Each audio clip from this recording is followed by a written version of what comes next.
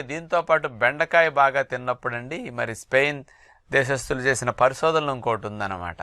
ఇందులో ఉండే కొన్ని కెమికల్స్ పాలిఫినాల్స్ మరియు యాంటీ ఆక్సిడెంట్స్ ఇట్లాంటివి బాగా ఎక్కువ ఉన్నాయట.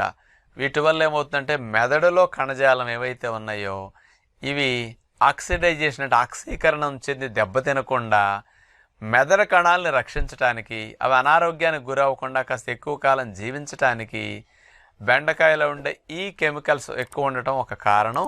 దీని ద్వారా జ్ఞాపక శక్తి పెరగటానికి, ఆలోచన శక్తి బాగా పనిచేయటానికి ఇట్లాంటివి బాగా ఎక్కువగా బెండకాయ వల్ల లాభాలు స్పెషల్గా దీనికి మెదడుకు బాగా పనికొస్తున్నది.